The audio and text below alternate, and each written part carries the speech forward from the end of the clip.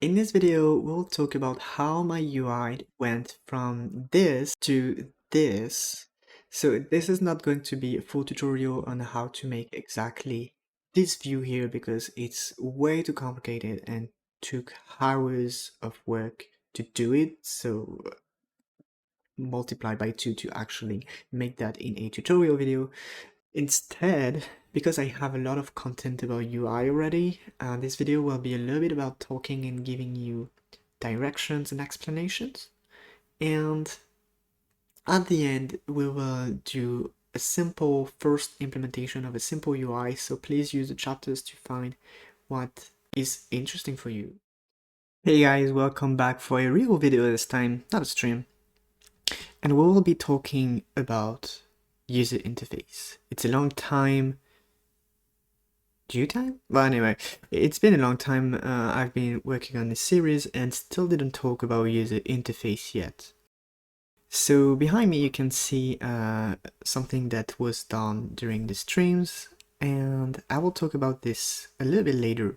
First, I want to point you toward different valuable tools you will find on this channel here. I've already created a lot of content on Godot, on this channel about Godot, and I actually dealt with user interface a lot of times already.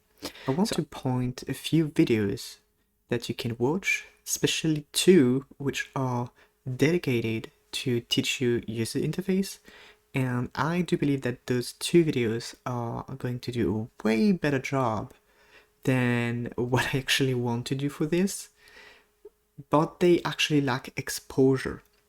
So the first one you will find in the Godot tutorials playlist. You just want to find the UI tutorial in depth. This video is almost an hour long. You can't really see right now because I'm in front of it, but it's 52 minutes, and as you can see, I have written an entire document that I'm going through in the full video with actual pictures to show you the differences between different kinds of UIs you can make. And then I think, do we actually make something? Yeah, we'll probably make something. We actually recreate a UI, which is, if I remember correctly, we do recreate the RimWorld UI. And yeah, we do that in the video so that you understand how containers work a little bit better. So that's for the first video. The second video that you may actually watch is in the idle game tutorial Godot 4 with this very similar thumbnail. What you want to go find in there is user interface. You will have very similar concepts, talking about containers, etc., how they work, and do we actually make something? Probably. So anyway, if you want detailed content about containers, user interface, those two videos are gonna help you a lot on top of what we're doing today, because we will be explaining things today in a different way again. So if you've been following the lives a little bit for this series, you may have seen this view, which is the laboratory view, which is actually, well, pretty much like this in the latest episodes of the videos. Maybe the logs are a little bit different, but anyway. The thing is that when I was looking at this user interface, I was so annoyed by how it looks and how bad it is that I just wanted to scrap the entire project and think, I'm going to start all over again with something fresh and improve on all the aspects of the game, user interface, game features, balance, etc, etc. And yeah, very last second, I actually decided to try something different, which was maybe actually can try to rework the entire UI without changing anything to the code. And when I say without changing anything is, I really mean that I didn't create any script. I actually created one script, which I will show you precisely because it's a very complex feature. But otherwise, yeah, it's just the same thing, but I've organized my interface differently. Here is the final product of the rework of this UI, and as you can see, it's already a little bit better organized. I have a little bit more space to show more informations, which I've added later. And the list of crystals, which is actually now gone, is just hidden here. So the crystals are here, but I actually have the ability to hide them if I don't need them, alright?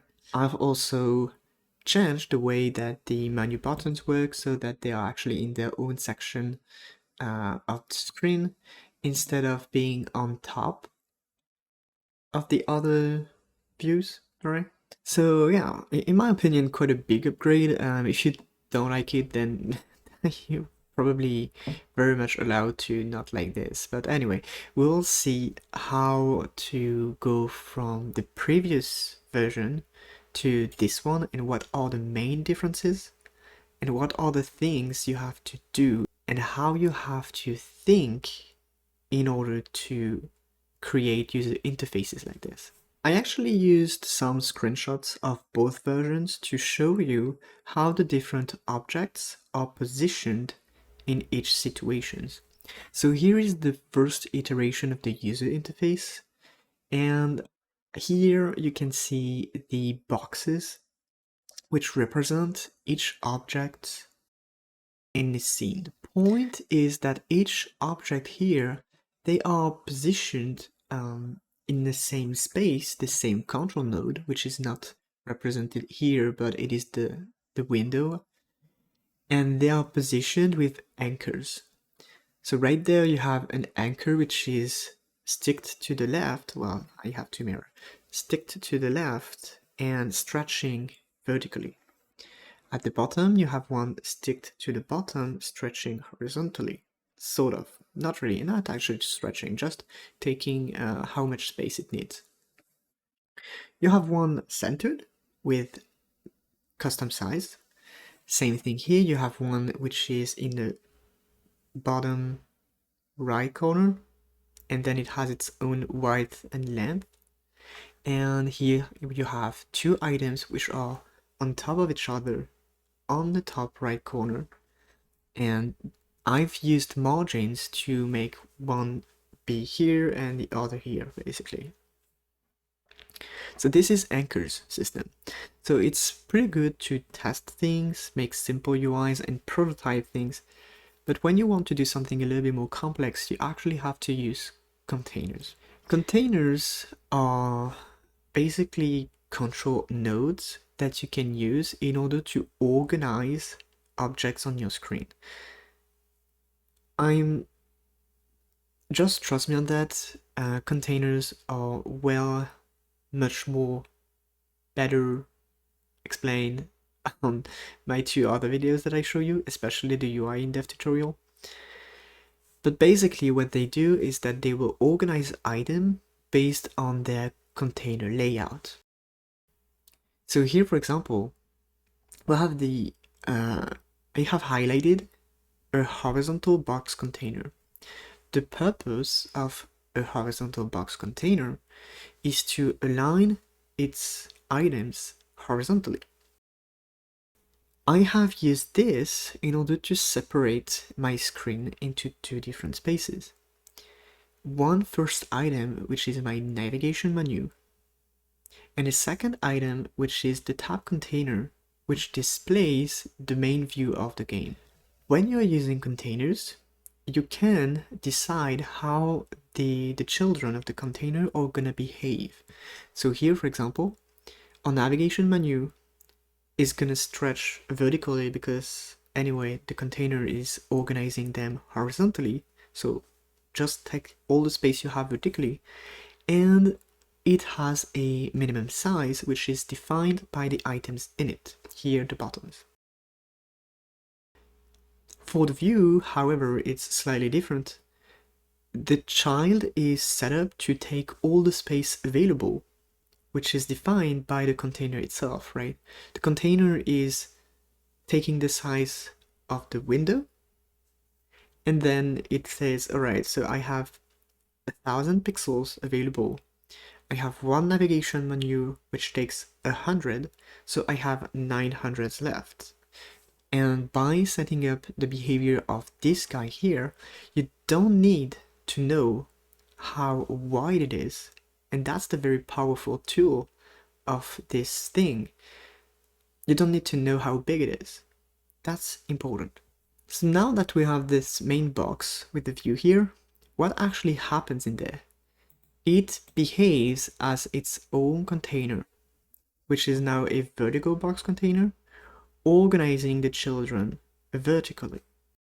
So I have highlighted the different vertical elements which are on top of each other and organized by this container, and then we have the container visualized as well. So we have one line, which is the queue and the upgrade button. We have another line, which is the main central item, and another line again, which are the statistic menus. If we do zoom in the first line of this VBox container, we can see that again it is another container, this time horizontal, where we have the texture button having its minimum space, and the study queue, which is just expanding based on what is the available space in this container. Same thing at the bottom. We have a horizontal box, which is aligning horizontally both text boxes. Even this text box is again a vertical box container here, because each label is a little bit cluttered, but each label is an item which is vertically organized in a VBox container, again visualize here. So why am I rambling about this for such a long time? Why am I showing you all these boxes and etc.? Because if you want to make a good UI, which is I want to say an entire screen UI like this game is, you actually want to be able to visualize those boxes when you look at the image of your game that you have in your head. Some people will actually draw it on a board or paper, doesn't really matter. And when you have what your UI should look like, you should be able to visualize what are the boxes. It is actually an exercise that you can make with any game to see if you can visualize those boxes on any given screen. Here, for example, we might think that there is a horizontal, we have a first distribution with this horizontal box here at the very top, and then a big box under it, which is like the main menu.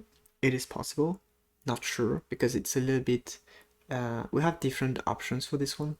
But what is sure is that we have a first distribution which is exactly the same as the game that you saw before. We have a horizontal distribution with this menu and the main view. Okay. In this main view, we have a vertical distribution with first line, toggle skill progress, second line, those three categories, and maybe third line with those two areas being one next to the other. And again, right, here we have horizontal box, lining up things. And this little statistic combat view, we have probably a horizontal cut to cut it in half, and both they have their vertical system here with health, food, menu, equipment, etc., etc. So what we will be doing today is I will actually rewind back to the state of the game in the last Burgundy episode, which actually don't remember what it was like. It's going to be a huge jump back for me. And we will see how we can reproduce the very simplest thing in this UI, which is the navigation menu on the left with the main view on the right. This is going to be a huge jump backward, so that's last episode. And we're going all the way back here. Wow. So let's see what is the current state of the game we are dealing with. We have those three buttons in the TabContainer, and we have the TabContainer itself, which is the main view. So basically we just have the main view and we have visible tabs available here because we don't want to use manual buttons. So We just want to make sure that this tab container has its own space dedicated for it on the screen, and that the navigation of the tab container, which we want to be a little bit customized and not just those tabs on the top, has also its space on the screen. So what I will do is just create a new node, control node, which I'm going to name UserInterface. This I will save in my singletons, and we will actually bring it to our game. User interface in game. Okay. So this tab container here, we don't really need to use it anymore, so we can technically sort of delete it, and because it's just like those three scenes, we can either delete it or we can copy paste it in this other scene. Are we good? Yes, we're good. So the tab container is properly pasted here. We can remove it. And if we do save, we will have the user interface propagate this tab container here. So if you do remember what I was saying earlier, we need to use containers. The first container that we created was a horizontal box container named hbox-container, and let's hide the tab container. And we want this guy to take the entire screen when we start the game. Okay, user interface is the entire screen, and we want the container to take the entire screen. Then what we want to do is to set a tab container inside of it. So right now, you will see that it is absolutely all messed up. The reason for this is because the tab container doesn't have a minimum size. Because it doesn't have a minimum size, it will take as least place as possible, which is 0. So we have two ways to set up the child here. We can either give it a minimum size, like maybe 800 pixel, or we can decide to choose the container sizing properties to make it expand and take all the size available. You can do it right there, or you can do it here by having this expand button. Or you can even do both, I guess. I guess that makes sense. You could give it an 800 pixel and say that, yeah, you want it to expand but never go under 800 pixel. It's probably very fine. But anyway, now that we have the tab container taking the entire space of the hbox container, we can remove the tabs so that they're not visible. Now the next step is to actually add a navigation menu on the left. So we're just gonna add a control node. When I'm sizing things, I kind of like to use control nodes to visualize the space and then replace that control node with something different. It allows me to kind of, yeah, create those separation before I have the actual component that I want to bring in. So anyway, we have this control node, and I want it to be 160 pixel wide. And as you can see, the tab container is pushed to leave some place for this control container here. This control container is going to be my navigation module. In the previous example, I used texture buttons that was vertically aligned in a VBox container. Here I will choose to use input links, not inputs, label links, button links. Anyway, I will be using links because it's faster and requires no asset, no texture, so you can reproduce that exactly. I'm gonna change the type of my control to a vertical box because I want to create some items that I will align in it. In this control box here, I want to create links, as we said. Link button. The first one will say first scene, and we will duplicate that to have second scene and third scene.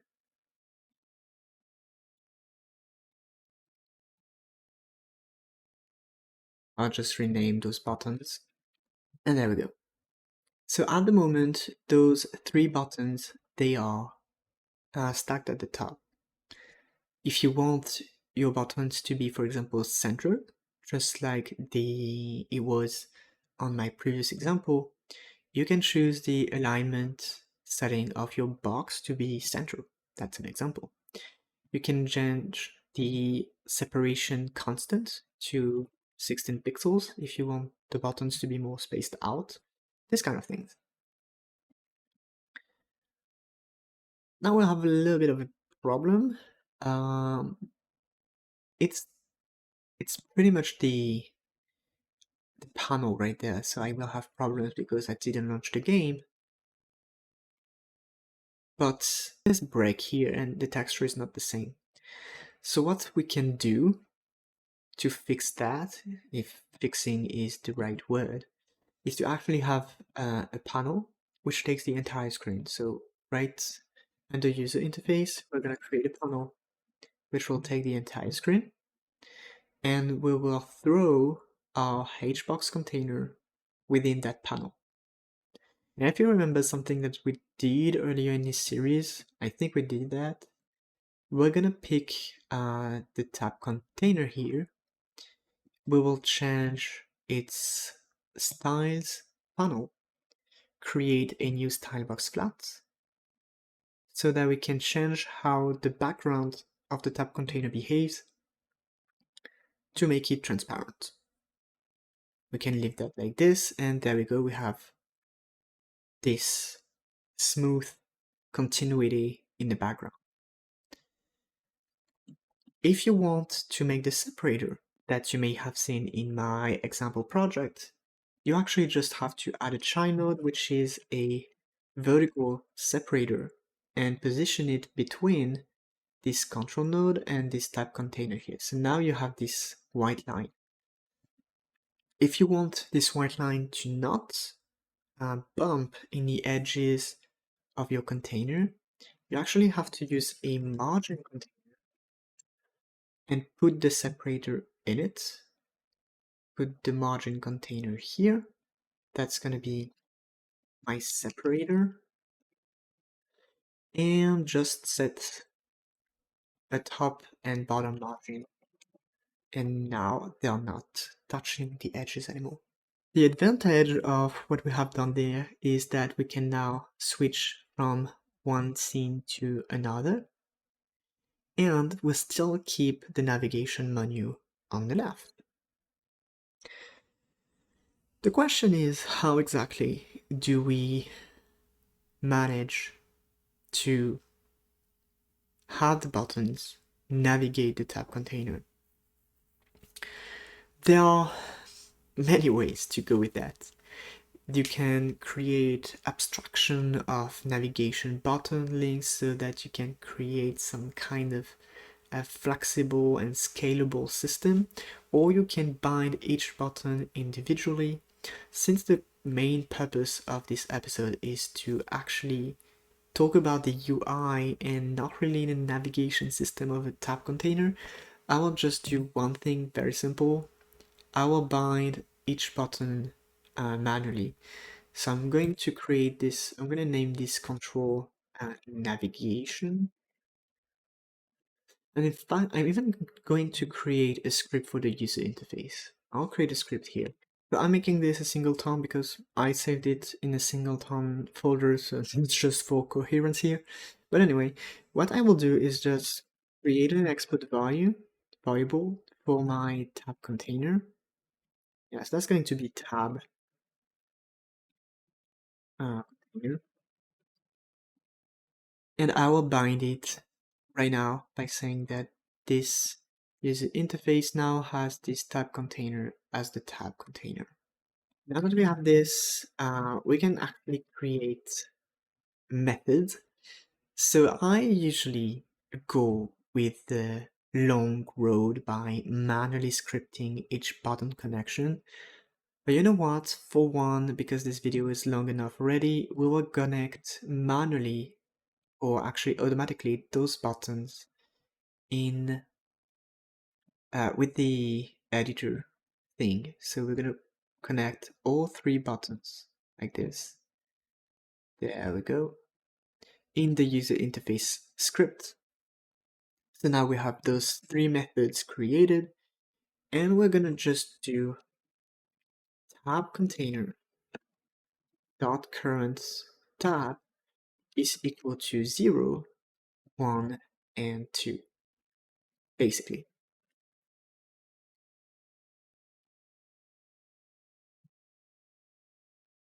Thanks to that, each button is now bound to a navigation for the tab container because they changed the current tab.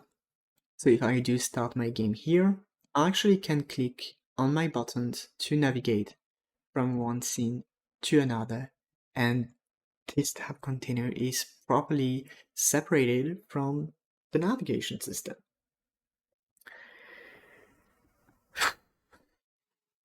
That's quite a long video. Honestly, talking about user interface is a very complex subject. It takes hours to go through all the things you have to do. And regarding to the series and how we're going, I don't think it's very meaningful to actually go way too long on how to make user interface and take you through making the exact same user interface that I made during the lives. Instead, I think that showing you smaller features here and there will actually be better. If you are interested in seeing the full process of making those user interface, you can always catch the lives where I'm doing a lot of work, long work, hours of work in front of the camera. And that's where you would go. But I'm very sorry. The rework of the UI that I've been talking about in this episode was actually done during a night where I couldn't sleep and I just wanted to do something, and I had the thought and motivation of do that UI rework. So I did that at the time, even though I couldn't really throw a stream because it was really off my usual schedule and I was pretty much a zombie at this moment. So yeah, very sorry about that. I don't have any video track of that. I bet that some of you may ask me to actually make a video to explain exactly how I made that little pop-up menu at the bottom of the screen that folds and unfolds for the crystal. Just a little bit of a warning about that. It's very, very experimental what I did there. I'm not really sure that it is a good practice to do what I did. The thing is that it works, so technically it is a good practice for the very first entry level. But yeah. So anyway, that's enough rambling for this episode. If you do want to see specific things regarding user interfaces, you will have to be vocal about this and ask specifically how can we do this thing that I've seen in your project right there, right? That's probably a way to go with that, because I completely understand that and no one wants to go through hours of stream just to find one specific feature. Which reminds me, I'm trying to do a little bit of organizing in the naming of my streams so you can go back and find some specific features. But please, please, please, please, if you do watch the streams for specific informations and find those informations in a stream, share the time codes in the comments so that other people can find them as well. If you do provide time codes like this, I will add them as chapters to the videos so that everyone can see the chapters for that. So please, yes, if you have the motivation to go find those information, think about other people looking for the exact same thing. Anyway, I said I would stop rambling and I'm still here. That's all for this episode. I will see you in another video, a little less chaotic. I hope so. And you take care, and I will see you probably in the live. Maybe not.